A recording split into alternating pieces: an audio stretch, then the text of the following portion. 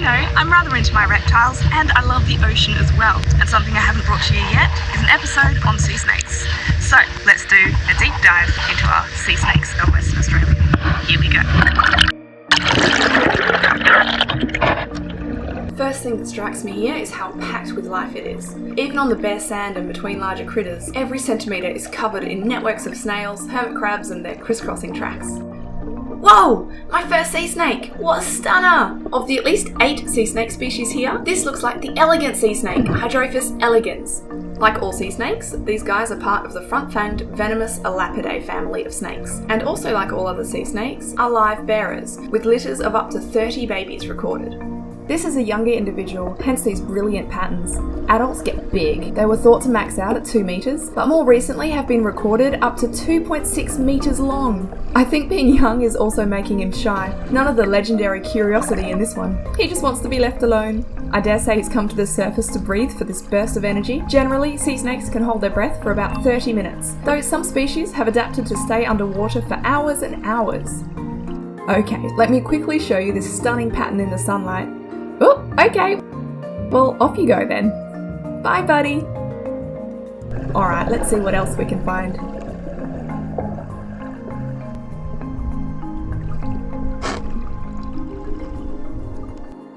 Cute little crab here. Ah, no way! This is a different species, an olive sea snake, Apisuris levis. And he is in hardcore foraging mode. Different sea snake species can have somewhat different diets.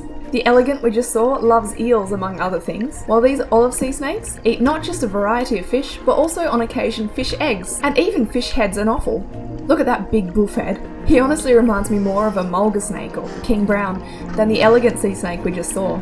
I cannot believe how this snake refuses to acknowledge me in any way. I think he's noticed my handling him about as much as he would a piece of driftwood. He's acting as if sea snakes don't have any predators to speak of, but they really do. Sharks, big eels, sea eagles, large fish and even dolphins are all known to hunt sea snakes. I guess this guy didn't get the memo.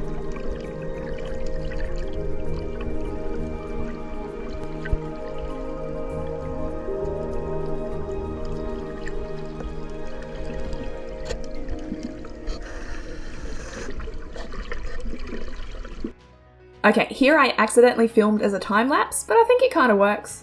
I followed him as he left the shallow seagrass to hunt in deeper water, where there's a crazy strong current flowing.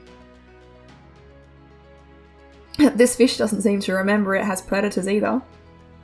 I can't get over the laser focus of these snakes in hunting mode. We currently know that sea snakes generally use a combination of sight to seek potential hiding places of prey, and chemical cues via their tongue and vomeronasal organ to identify and attack their prey. Okay, onwards. What's next? Oh, a massive baler shell here. This is one of the biggest I've ever seen.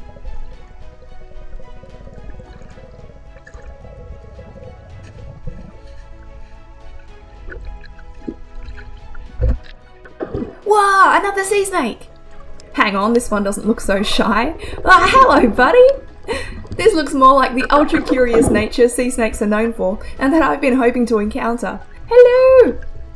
This is another elegant sea snake, and I dare say a more mature, infinitely less nervous one.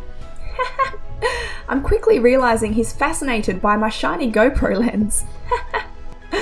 So much so, he doesn't even notice my handling him. Bit like the olive in that respect. Oh, and do you see those 2 tongue tips sticking out? This is something I've noticed with the others too. Tongue flicking clearly doesn't work in water, as it does for terrestrial snakes. So I keep observing these guys using what I'd like to call the repeat booping method to explore their environment. They are literally booping their nose against things, with just those 2 tongue tips sticking out to explore the chemical information. Oh man, to say I'm having the time of my life right now is an understatement. But as I float playing with this incredible reptile, I should mention the dangers. While sea snakes are known for their deep reluctance to bite, bites have occurred and they can be fatal. These are, again, dangerously venomous snakes. If you've heard they can only bite the skin between your fingers because their jaws or teeth are too small, that's a myth.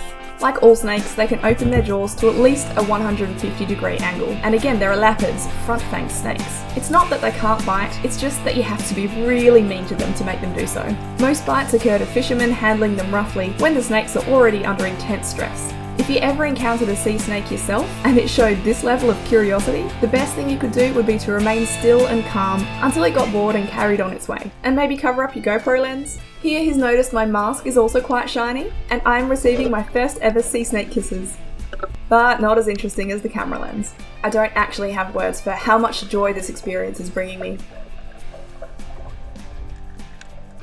And having met 3 such radically different personalities from 3 individuals, I'm just left with a hunger for more. I have handled sea snakes before, but never had the chance to spend so much time with them. Last time I was working, helping with a research study on seagrass. I want to come back again, find more of the sea snake species that reside here. Especially, I'd love to look for the critically endangered leaf-scaled sea snake. That would be the absolute gold trophy. But for now, I'm in bliss, and I can't bring myself to edit out this footage, so I'll leave you to watch and enjoy.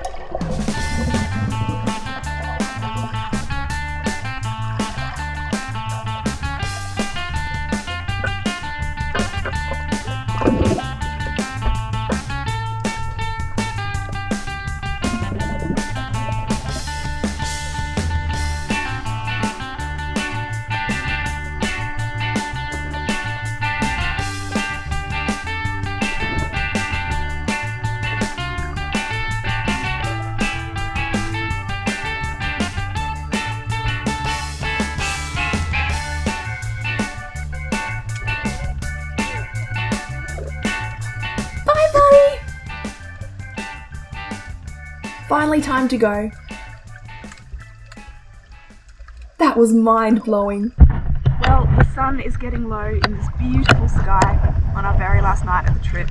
But what an incredible time that was. How special are those animals? These are memories I will cherish for the rest of my life. I hope you enjoyed coming along for the ride. Stay wild, and I'll see you next time.